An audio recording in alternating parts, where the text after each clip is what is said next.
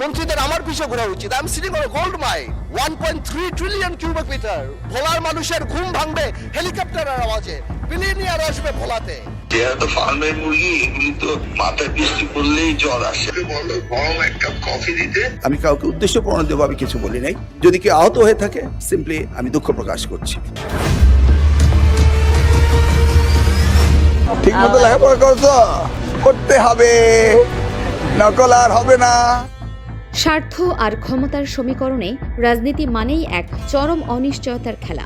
এই খেলায় কখন কে ক্ষমতার একেবারে শীর্ষে উঠে বসেন আর কখন কে অলক্ষ্যে ছিটকে পড়েন তা আগে থেকে নিশ্চিত করে বলা কারোর পক্ষেই সম্ভব নয়।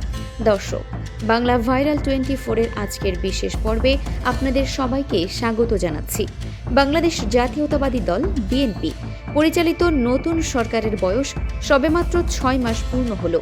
একটি ধ্বংসস্তূপের ওপর দাঁড়িয়ে নতুন করে দেশ গড়ার ক্ষেত্রে যে কোনো সরকারের জন্য 6 মাস খুব বড় কোনো সময় নয়, কিন্তু এই অল্প সময়ের মধ্যেই বাংলাদেশের রাজনৈতিক অঙ্গনে শুরু হয়ে গেছে এক বিশাল তোলপাড়।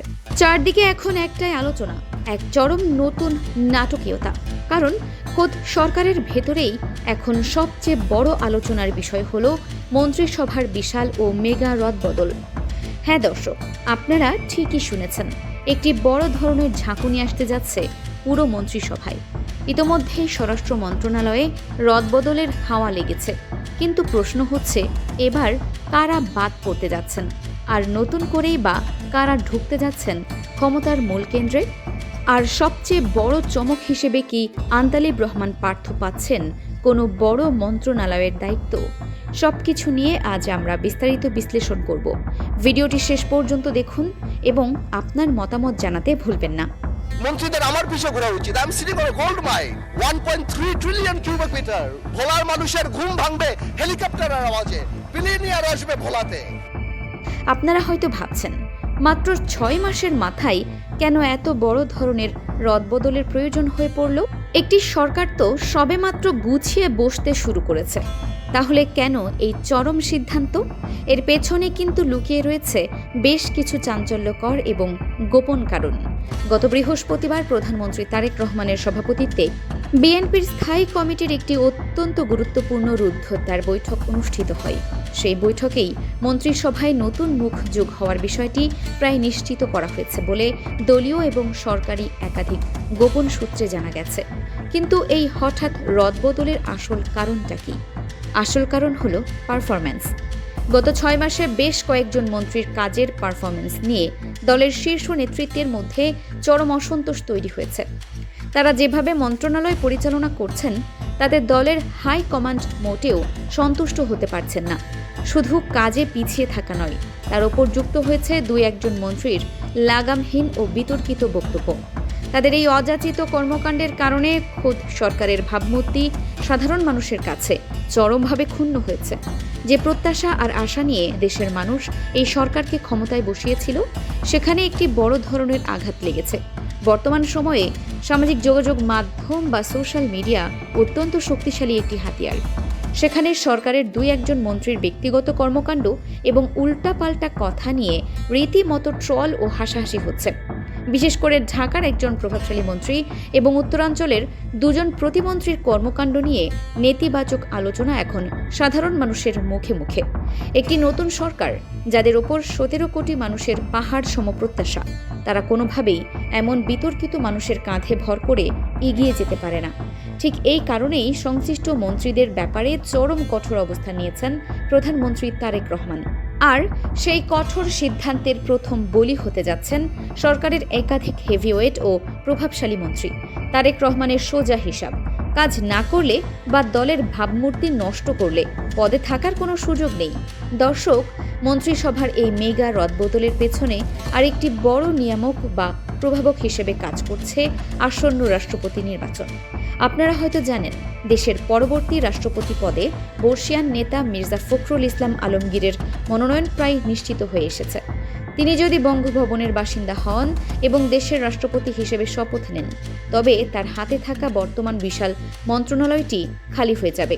মির্জা ফখরুল বর্তমানে স্থানীয় সরকার, পল্লী উন্নয়ন ও সমবায়, বা LGRD এর মতো অত্যন্ত গুরুত্বপূর্ণ এবং মেগা এক মন্ত্রণালয়ের দায়িত্বে রয়েছেন।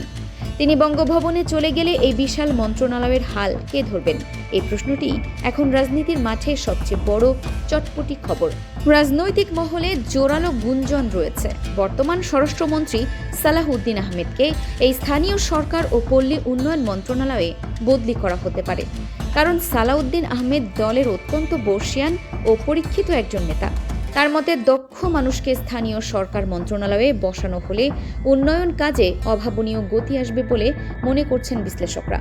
তবে সালাহউদ্দিন আহমেদ যদি সত্যি স্থানীয় সরকার মন্ত্রণালয়ে চলে যান, তবে স্বরাষ্ট্র মন্ত্রণালয়ের মতো অত্যন্ত স্পর্শকাতর এবং ক্ষমতার মূল কেন্দ্রে কে আসবেন?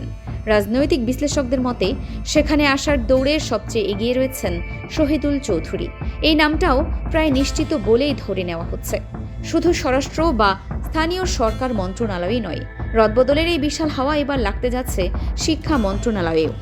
বর্তমান শিক্ষামন্ত্রী এহসানুল হক মিলনের কাজের ধরন এবং তার অতীত দক্ষতা সম্পর্কে দেশের মানুষ ভালো করেই জানে, কিন্তু গুঞ্জন উঠেছে তাকে হয়তো শিক্ষা মন্ত্রণালয় থেকে সরিয়ে অন্য কোনো গুরুত্বপূর্ণ দপ্তরে বদলি করা হতে পারে। তাহলে শিক্ষা মন্ত্রণালয়ের মতো গুরুত্বপূর্ণ জায়গায় কে আসছেন? এখানেই উঠে আসছে সবচেয়ে বড় খবর ও চমক। গুঞ্জন তৈরি হয়েছে শিক্ষামন্ত্রী হিসেবে বাংলাদেশ জাতীয় পার্টি বা বিজেপির চেয়ারম্যান আন্দালিব রহমান পার্থকে দেখা যেতে পারে। বিএনপির উচ্চ পর্যায়ের একাধিক নেতা ইতোমধ্যে নাকি তাকে এই বিষয়ে গ্রিন সিগন্যাল দিয়ে রেখেছেন। বিগত কয়েক মাসে আন্দালিব রহমান পার্থ প্রধানমন্ত্রী তারেক রহমানের অত্যন্ত আস্থাভাজন ও ঘনিষ্ঠ ব্যক্তিত্বে পরিণত হয়েছেন। যদিও বর্তমানে তাকে নিয়ে নানা রাজনৈতিক তর্ক বিতর্ক রয়েছে, তবুও তার স্পষ্টভাষী রূপ, তরুণ প্রজন্মের কাছে আকাশচুম্বী জনপ্রিয়তা এবং যৌক্তিক কথা বলার স্টাইলকে সরকার কাজে লাগাতে চাইছে।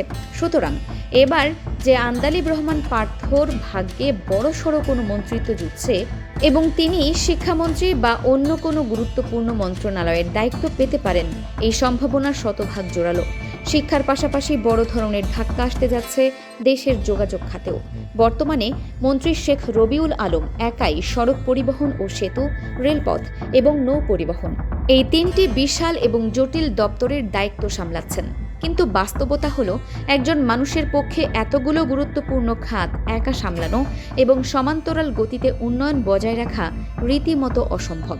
তাই সিদ্ধান্ত নেওয়া হচ্ছে যোগাযোগ ব্যবস্থার এই দায়িত্বগুলোকে বিভিন্ন খণ্ডে বণ্টন করে দেওয়া হবে। সেখানে নতুন একাধিক প্রতিমন্ত্রীকে যুক্ত করে কাজের গতি বহুগুণ বাড়িয়ে দেওয়ার পরিকল্পনা করা হচ্ছে। এখন নিশ্চয়ই ভাবছেন যারা বাদ পড়বেন তাদের জায়গায় নতুন আর কারা মন্ত্রিসভায় যুক্ত হচ্ছেন। নতুন মুখের তালিকায় যাদের নাম সবচেয়ে বেশি শোনা যাচ্ছে তারা প্রত্যেকেই রাজনীতির মাঠের অত্যন্ত পরিচিত এবং হেভিওয়েট মুখ। টেকনোক্র্যাট কোটায় মন্ত্রী হওয়ার দৌড়ে সবচাইতে এগিয়ে রয়েছেন বিএনপির ভাইস চেয়ারম্যান ডায়মন্ড নেতা ডক্টর আসাদুজ্জামান রিপন। তার পাশাপাশি জোটের আরেক অন্যতম মিত্র নাগরিক ঐক্যের সভাপতি মাহমুদুর রহমান মান্নাকেও টেকনোক্র্যাট কোটায় মন্ত্রিসভায় আনার জোরালো আলোচনা চলছে। মান্নার মতো অভিজ্ঞ রাজনীতিবিদকে মন্ত্রিসভায় রাখলে সরকারের রাজনৈতিক অবস্থান আন্তর্জাতিক ও অভ্যন্তরীণ মাঠে আরও শক্তিশালী হবে বলে মনে করেন নীতি নির্ধারকরা। তবে এই মেগা রদবদলের সবচেয়ে আবেগঘন এবং মানবিক দিকটি হল বঞ্চিত ত্যাগী নেতাদের মূল্যায়ন।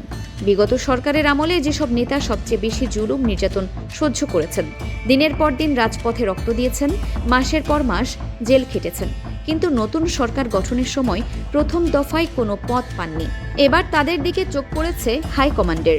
এই তালিকায় যাদের নাম সবচেয়ে বেশি উচ্চারিত হচ্ছে তারা হলেন স্থায়ী কমিটির সদস্য ডক্টর আব্দুল মঈন খান, ভাইস চেয়ারম্যান শামসুজ্জামান দুদু, চেয়ারপারসনের উপদেষ্টা মোয়াজ্জেম হোসেন আলাল এবং অভিজ্ঞ তরুণ নেতা হাবিবুল নবী খান সোহেল। দল যখন চরম দুঃসময়ে দিন পার করছিল তখন এই নেতারা কখনো মাঠ ছেড়ে যাননি। তাদের এই ঘাম, রক্ত আর ত্যাগের প্রতি সম্মান জানিয়েই এবার মন্ত্রিসভায় ঠাঁই দেওয়া হতে পারে বলে জোর গুঞ্জন চলছে। দর্শক, রদবদলের এই উত্তপ্ত আলোচনা এখন দেশের প্রতিটি চায়ের দোকান থেকে শুরু করে ড্রয়িং রুম পর্যন্ত তুঙ্গে। সাধারণ মানুষের কৌতূহল এখন তুঙ্গে। কাকে বাদ দেওয়া হচ্ছে আর কে পাচ্ছেন নতুন সুযোগ? তবে একটি বিষয় আমাদের মনে রাখতে হবে, রাজনৈতিক ময়দানে যতই জল্পনা কল্পনা বা গুঞ্জন থাকুক না কেন, চূড়ান্ত সিদ্ধান্ত এখনও সরকারিভাবে ঘোষণা করা হয়নি। কারণ মন্ত্রিসভায় কে থাকবেন, কাকে সরিয়ে দেওয়া হবে, আর কে নতুন করে শপথ নেবেন তার একচ্ছত্র এবং চূড়ান্ত সিদ্ধান্ত নেবেন প্রধানমন্ত্রী তারেক রহমান নিজে। তার একটি মাত্র স্বাক্ষরই বদলে দিতে পারে পুরো মন্ত্রিসভার সমীকরণ। এখন দেখার বিষয়, প্রধানমন্ত্রী কি সত্যি সত্যি এই গুরুত্বপূর্ণ মন্ত্রণালয়গুলোতে বড় কোনো অ্যাকশন নিচ্ছেন, নাকি শেষ মুহূর্তে পুরো হিসাব উল্টে দিয়ে কোনো নতুন চমক নিয়ে হাজির হবেন? আপনার কি মনে হয়, আন্দালিব রহমান পার্থকে কি শিক্ষা মন্ত্রণালয়ের দায়িত্ব দেওয়া উচিত, নাকি অন্য কাউকে আপনার পছন্দ? আপনার মূল্যবান মতামত এখনই আমাদের কমেন্ট বক্সে লিখে জানান। ভিডিওটি ভালো লাগলে লাইক দিন, বন্ধুদের সাথে শেয়ার করুন।